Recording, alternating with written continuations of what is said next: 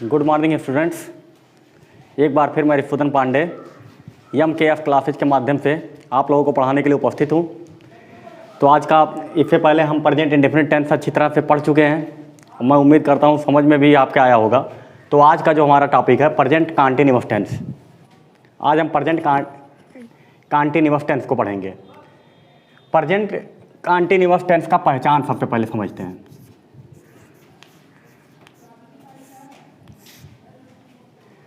Present continuous tense मतलब क्या होता है? इस टेंस का एक नाम और भी है, present imperfect tense. Present imperfect tense के नाम से भी इसको जानते हैं, मतलब वर्तमान अपूर्ण काल। इसमें कार्य के जारी रहने का भाव प्रकट होता है, लगातार कार्य होता रहता है। मतलब इस टेंस के हिंदी वाक्यों में कार्य का वर्तमान काल में जारी रहने का भाव प्रकट होता है। हिंदी वाक्यों में साधारणतः इसके अंत में रहा है, रही है, रहे हो, रहा हूँ आदि शब्द आते हैं। लेकिन जैसे वह क्रिकेट खेल रहा है, वह क्रिकेट खेल रहा है, तो स्टूडेंट्स इस वाक्य में क्रिया के अंत में खेलना, क्रिया क्या है यहाँ पे? खेलना, और उसके अंत में रहा है। तुम स्कूल जा रहे हो तो अंत में जाना के अंत में रहे हो लगा हुआ है। मैं अपना काम कर रहा हूँ तो रहा हूँ लगा है। तो इस तरह से साधारणतया प्रेजेंट कंटीन्यूअस टेंस के हिंदी वाक्यों में क्रिया के अंत में रहा है, रही है, रहे हो आदि शब्द आता है। और दूसरे शब्दों में इस टेंस के हिंदी वाक्यों से कार्य का वर्तमान काल में जारी रहने का भाव प्रकट होता है। स्टूडेंट्स, कोई ज़रूरी नहीं है कि वाक्य के अंत में रहा है, रही है, रहे हो तभी आप प्रेजेंट कंटीन्यूअस का वाक्य होगा। कार्य अगर वर्तमान काल में जारी है तो वह भी प्रेजेंट कंटीन्यूअस का वाक्य है। रहा है, रही है, नहीं है तब भी। जैसे मैं बैठा हूं, ये भी प्रेजेंट कंटीन्यूअस का ही वाक्य है।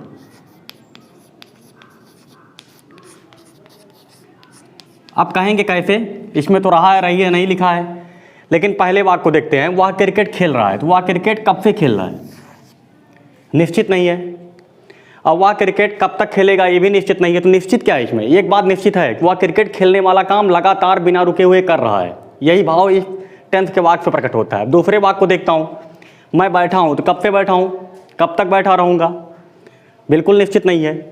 लेकिन निश्चित क्या है इसमें? हो क्या रहा है? कार्य क्या? कि बैठने वाला काम मैं निरंतर कर रहा हूँ, मतलब वर्तमान काल में कार्य जारी है। तो ये भी प्रेजेंट कंटीन्यूअस का ही वाक्य है। जैसे वह अपने कमरे में सोया है, प्रेजेंट कंटीन्यूअस का वाक्य है। लड़के पेड़ के नीचे बैठे हैं, ये भी प्रेजेंट कंटीन्यूअस टेंस का वाक्य है। और लेकिन साधारणतया इस वाक्य को देखेंगे, अगर अधिकतर हिंदी वाक्यों में क्रिया के अंत में रहा है, रही है, रहे हो, रहा हूँ आदि शब्द ही आते हैं। अब इसके ट्रांसलेशन पर चर्चा करते हैं। अनुवाद के नियम।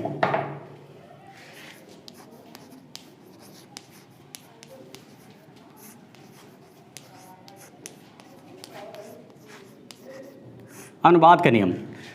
तो जब हम इसको ट्रांसलेट करते हैं तो सबसे पहले लिखते हैं कर्ता को।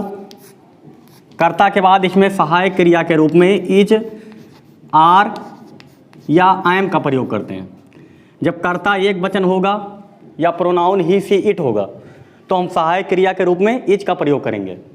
और कर्ता जब बहुवचन होगा या प्रोनाउन यू, वी, दे होगा तो सहायक क्रिया के रूप में आर का प्रयोग होगा। कर्ता जब आई होगा, केवल स्पेशली आई के लिए एम बना हुआ है, कर्ता जब आई होगा तो हम सहायक क्रिया के रूप में एम का प्रयोग करेंगे। इसके बाद क्रिया को लिखेंगे और क्रिया के मूल रूप में आईएनजी जोड़ देंगे। फिर कर्म को लिखेंगे। यही स्ट्रक्चर है इसका, हम बनावट है। जैसे कोई भी वाक्य लेते हैं कि हम आज आगरा जा रहे हैं।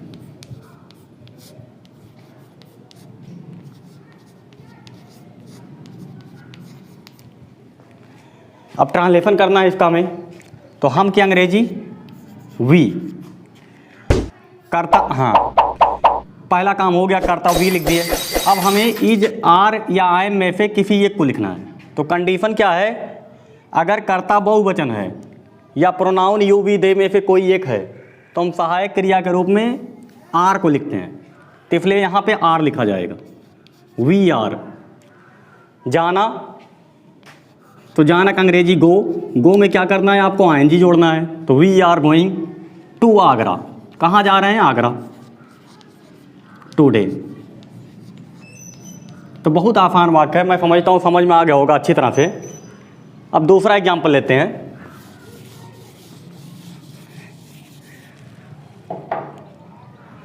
सुरेश अपना किताब पढ़ रहा है।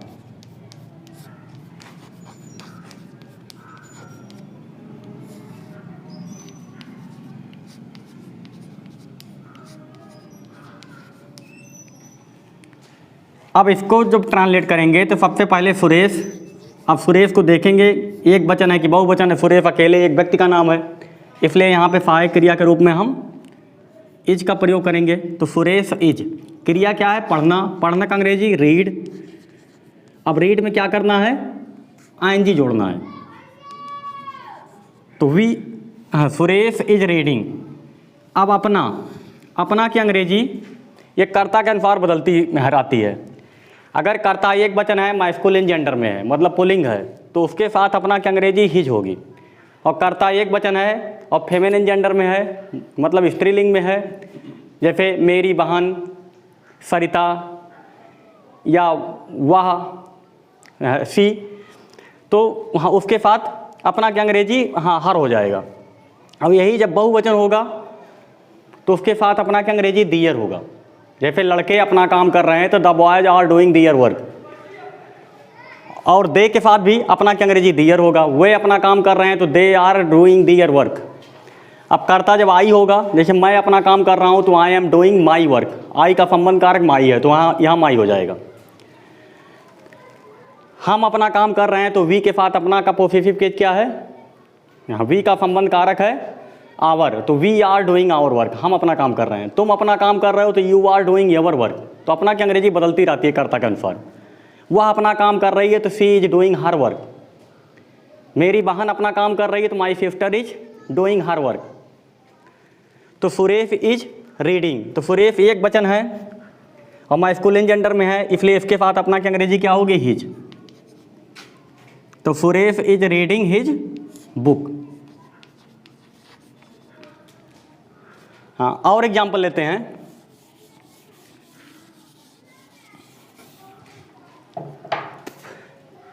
लड़के बाग में आम नहीं तोड़ रहे हैं।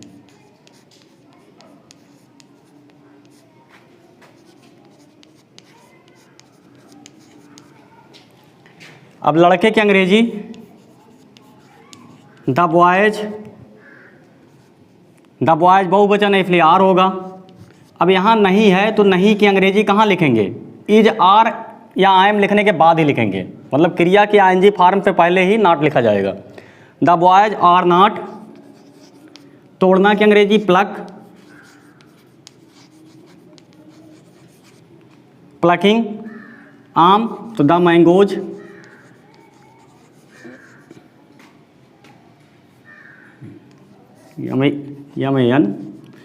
MANGOES,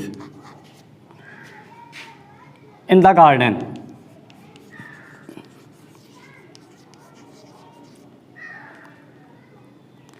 तो the boys are not plucking the mangoes in the garden. अब अगर वाक्य इंट्रोगेटिव है,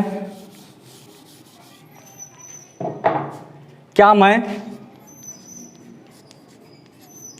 झूठ बोल रहा हूं,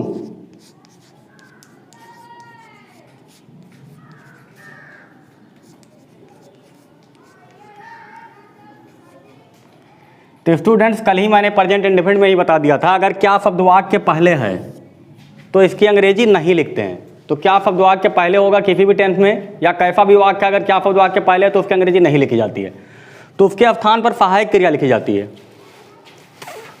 और प्रेजेंट कंटीन्यूअस की सहायक क्रिया, यहाँ पे कर्ता क्या है, आई, तो आई के साथ सहायक क्रिया क्या लगेगा, आई एम, तो आई एम आई।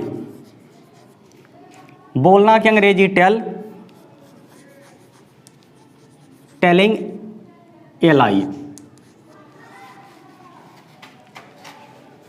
इसी तरह से अगर प्रश्नवाचक शब्द वाक्य के बीच में है तो उसकी अंग्रेजी सबसे पहले लिखते हैं और उसके पश्चात हम कर्ता के अनुसार सहायक क्रिया को लिखते हैं। अर्थात कर्ता एक वचन या ही सी इट है तो इज लिखेंगे, बहुवचन करता है या यू वी दे है तो आर लिखेंगे, कर्ता आई होगा तो आई एम लिखेंगे। जैसे तुम यह काम कब कर रहे हो,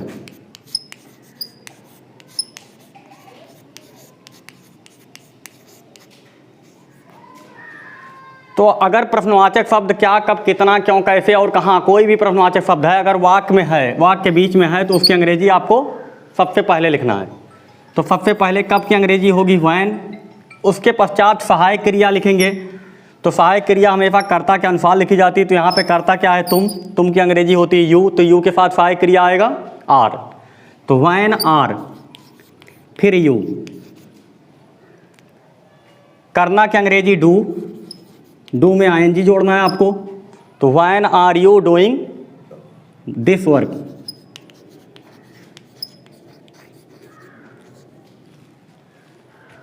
कुछ और वाक्य लेते हैं, हाउ मच, हाउ मैनी पे।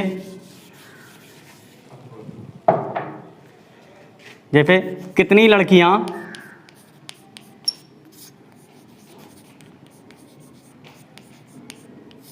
आज मेला देखने जा रही हैं।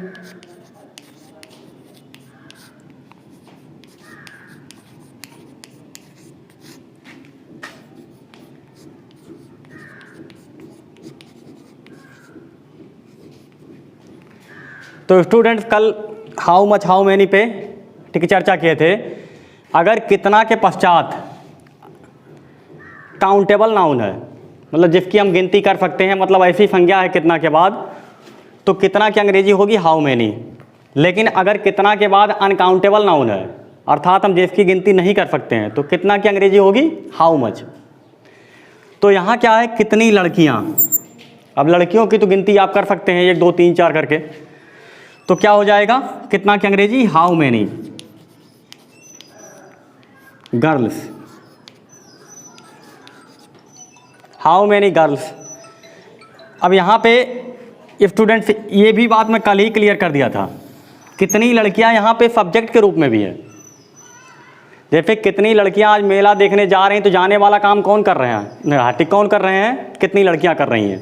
तो इसलिए इसका भी ट्रांसलेशन बिल्कुल अफर्मेटिव की तरह होगा, हाँ अफर्मेटिव सेंटेंस की तरह होगा। तो हाउ मैनी गर्ल्स, सहायक क्रिया आएगा, गर्ल्स लिखा है आर, फिर going to see the fair, fair मतलब मेला। अब यही जब अनकाउंटेबल में होगा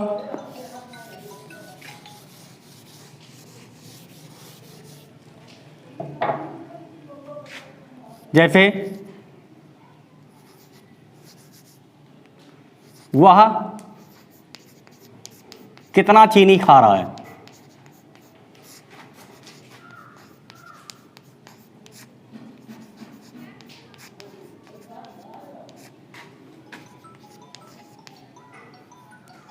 तो चीनी को तो आप गिन नहीं सकते, तो इसलिए क्या होगा हाउ मच शुगर। अब स्टूडेंट्स सहायक क्रिया को लिखेंगे, फिर कर्ता लिखेंगे। यहाँ पे कर्ता वह है, यहाँ पे कर्ता कितनी लड़कियाँ आई थी, तो इसलिए हाँ उसके पश्चात सहायक क्रिया और मुख्य क्रिया आ गई, लेकिन यहाँ पे सहायक क्रिया के पश्चात कर्ता आएगा। तो कर्ता क्या है यहाँ पे वह, तो वह के साथ सहायक क्रिया क्या होगी इज। तो how much sugar is he eating.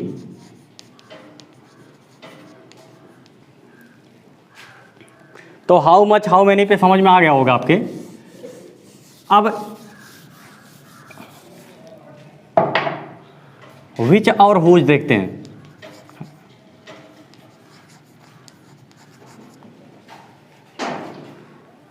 जैसे वह आज किसके कमरे में सो रहा है,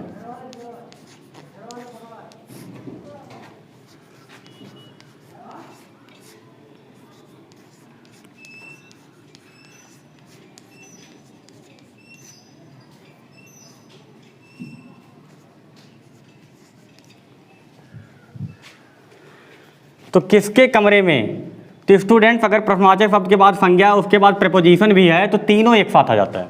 और सबसे पहले हम प्रेपोजिशन लिखते हैं, तो यहाँ क्या होगा, इन।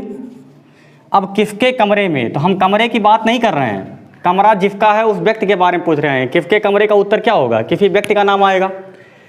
तो इन हुज रूम। अब कर्ता क्या है यहाँ पे, वह है, वह की अंग्रेजी ही, और ही के साथ सहायक क्रिया क्या होगी, इज। तो in whose room is he. सोना की अंग्रेजी स्लीपिंग।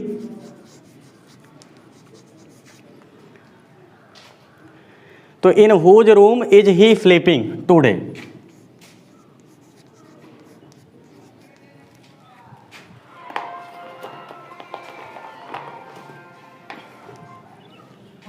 अब अगला एग्जाम्पल लेते हैं।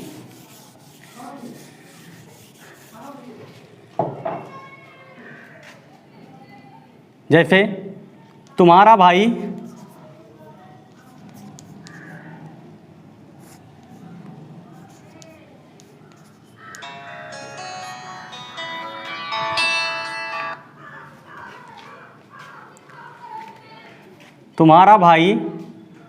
आज कौन सी कार चला रहा है।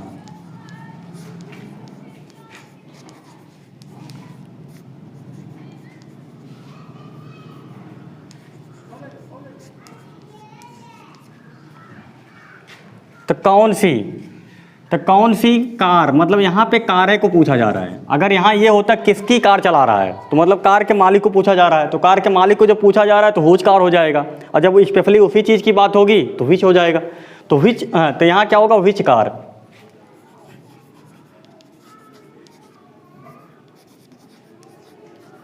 इज योर ब्रदर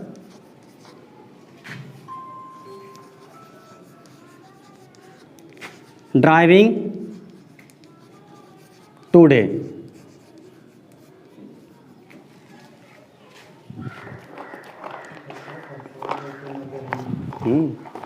गर्मी को।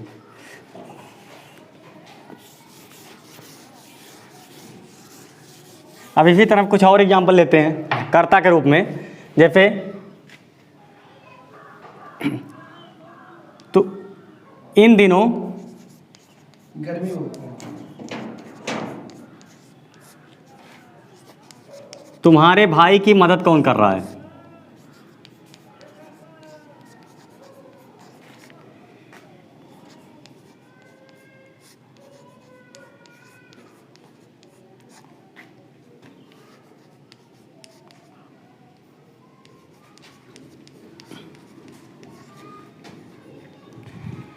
तो इस वाक्य में स्टूडेंट्स कर्ता क्या है, कौन है, और कौन ही प्रश्नवाचक शब्द भी है। तो सबसे पहले हु लिखेंगे। अब इन दिनों तुम्हारे भाई की मदद कौन कर रहा है। तो हु ऐसा सब्जेक्ट होता है, ऐसा प्रश्नवाचक शब्द होता है कि जो एक वचन या बहुवचन दोनों रूप में प्रयोग किया जा सकता है। मतलब गलत नहीं होगा, चाहे इसके बाद आप इज लिख दें चाहे आर लिख दें।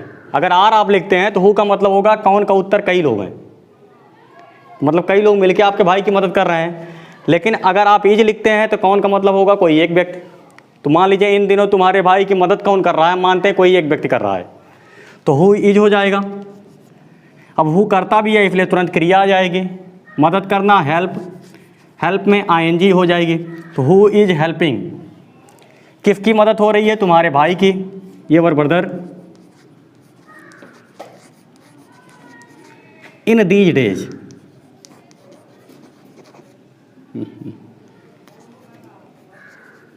इन दिनों।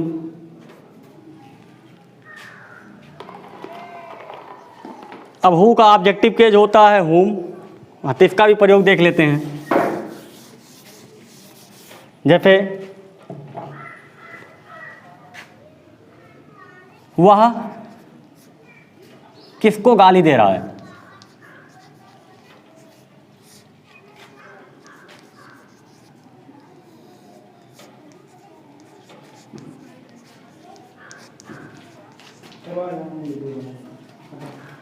अब यहाँ पे किसको, कर्ता क्या होता है, काम को करने वाला कर्ता होता है, और काम क्या किया जा रहा है, गाली देने वाला। तो गाली देना क्रिया हो गया, और गाली सुन कौन रहा है, मतलब कर्ता और क्रिया द्वारा किए गए कार्य का प्रभाव किसके ऊपर पड़ रहा है, किसको को जो उत्तर होगा उसके ऊपर, तो होम।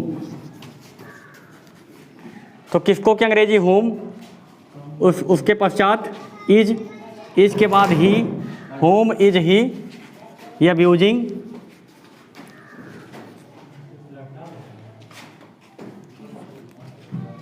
तो स्टूडेंट्स मैं उम्मीद करता हूँ कि प्रेजेंट कंटीन्यूअस टेंस आपके समझ में अच्छी तरह से आ गया होगा, लेकिन फिर भी अगर नहीं आया तो कमेंट करके आप पूछ सकते हैं। धन्यवाद।